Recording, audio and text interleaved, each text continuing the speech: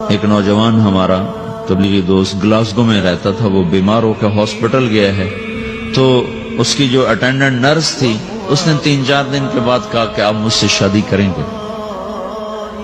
اس نے کہا میں مسلمان ہوں، تم کرسچن ہو؟ کہا میں مسلمان ہو جاؤں، اگر آپ شادی کرتے تو میں مسلمان ہوں۔ اس نے کہا تم کس وجہ سے مجھے یہ پیشکش کر رہے ہو؟ وہ کہنے کہ میں 3 دن سے تمہیں دیکھ رہی ہوں تو کہ تم نے ایک دفعہ بھی نظر اٹھا کے مجھے نہیں دیکھا، میں نرس ہوں، میری زندگی یہاں گزری ہے، میں نے کوئی نوجوان ایسا نہیں دیکھا جو لڑکی کو دیکھ کے نظر جھکا لیتا ہو، میں پہلی دفعہ اپنی زندگی میں کسی کو دیکھ رہی ہوں کہ جب اس کے سامنے میں آتی ہوں تو اس کی نظر جھک جاتی ہے، تو مجھے یقین ہو گیا تیرے اندر سچائی ہے۔ تو مسلمان ہو گئے، اس نے آگے کتنی بچیوں کو مسلمان کیا۔ پھر اشفاق احمد صاحب مرحوم تھے، یہ ڈرامہ رائٹر، ان سے اچھی سلام دعا تھی میری، تو ایک دن مجھ سے کہنے لگے کہ میں تبلیغ کے کام سے متاثر ہوا ہوں انگلینڈ جا کر، پاکستان میں نہیں انگلینڈ جا کر۔ تو میں ایڈنبرا میں پارک میں بیٹھا تھا، میری بیوی میرے ساتھ بیٹھی تھی، تو ایک جماعت آئی، انہوں نے آ کر اذان دی مغرب کی اور نماز پڑھی۔ نماز کے بعد 13-14 لڑکیاں بھاگ کے آگے آئیں ان سے بات کرنے کے لیے، تو میں نے بیوی سے کہا آؤ سنو یہ کیا کہنے کہتے ہیں، تو کہا ہم دونوں بھی پہنچے، تو جس نے جماعت کرائی تھی اس کو ایک لڑکی آگے بڑھ کے کہتی آپ کو انگلش آتی؟ کہا جی آتی ہے۔ کہا آپ نے کیا کیا ہے؟ کہا جی ہم نے اپنی عبادت کی۔ تو لڑکی کہنے لگی آج تو اتوار نہیں ہے، تو اس نوجوان نے کہا کہ جی ہم دن میں 5 دفعہ کرتے ہیں، صرف اتوار کو نہیں، روزانہ 5 دفعہ۔ وہ لڑکی کہنے لگی یہ تو بہت زیادہ ہے، آپ اس کو کیسے نبھاتے ہیں؟ تو اس نے اس کو جواب دیا، 2-3 سوال اس نے اور کیے، جواب دیا۔ تو کہنے لگی اچھا بہت مہربانی، اس نے سے ہاتھ بڑھایا آگے ملانے کے لیے تو وہ نوجوان کہنے لگا میں آپ سے معافی چاہتا ہوں، میں آپ کو ہاتھ نہیں ملا سکتا۔ تو اس لڑکی نے کہا کیوں؟ کہ یہ ہاتھ میری بیوی کی امانت ہے اور کسی کو نہیں لگ سکتا۔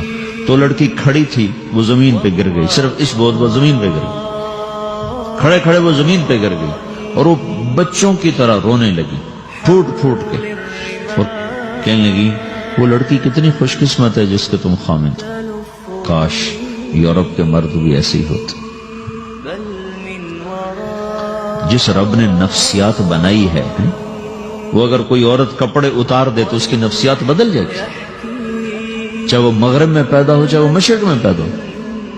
عورت کی نفسیاتی حیا ہے اور وفا ہے، وہ کسی وفادار کی تلاش ہے، تو وہ اس کو پتہ بھی نہیں ہے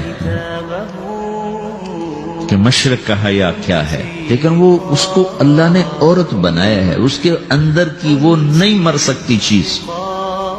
کاش یورپ کے مرد بھی ایسے ہوتے۔ اور آنسو پوچھتی ہوئی وہاں سے اٹھ کے چل دی۔ تو اشفاق صاحب مرحوم کہنے لگے میں نے اپنی بیوی سے کہا بانو آج وہ تبلیغ ہوئی ہے کہ لاکھوں کتابیں بھی چھپ جاتی، وہ کام نہ ہوتا جو یہ نوجوان اپنے عمل سے کر لیا۔ تو میرے عزیزو کٹی پتنگ نہ بنو، اپنی کٹی پتنگ کی منزل کوئی نہیں رہتی۔ اللہ اس کے رسول کے ہاتھ میں اپنے ڈور دے کے چلو، اللہ اس کے رسول کی غلامی میں اپنے آپ کو چلاؤ تو اللہ تمہیں بھاگ لگائے، عزت بھی دے گا۔ اپنی منمانی میں کوئی راحت نہیں، اللہ کی قسم کوئی راحت نہیں۔ 6 بر اعظم پھر کے تمہیں بتا رہا ہوں کہ جو اپنی ترتیبوں پر چلنے والوں کے دکھ آپ لوگ اندازہ نہیں لگا سکتے۔ چلنا ہے تو اللہ اس کے رسول کی زندگی کو اپنا کے چلو، اللہ تمہاری دنیا بھی سکھ والی بنائے گا، آخرت بھی سکھ چین والی بنائے گا۔ لیکن یہ سیکھنا پڑے گا، سیکھنا پڑے گا۔ تبلیغ اس کو سیکھنے کی محنت ہے اور اس کو آگے پہنچانے کی محنت ہے۔ تو یہ عمر ہے، اس وقت ساری دنیا اسلام کے لیے تیار ہے، چونکہ نظریاتی طور پر دنیا شکست کھا چکی، کسی کے پاس کچھ نہیں۔ تو ہمارے پاس ایک ایسا خوبصورت نظریہ ہے کہ جو ان کو بڑی تیزی سے اپنی طرف کھینچ سکتا ہے، اور اللہ کا احسان ہے کہ تیزی کے ساتھ نسلوں کا رخ اللہ کی طرف ہو رہا ہے۔ تھوڑی ہمت کرو، چھٹیوں کا وقت تبلیغ میں دو، باقی وقت اپنی تعلیم کو دو، گھر جاؤ تو ماں باپ کے خادم بن کے رہو، نوکر بن کے رہو۔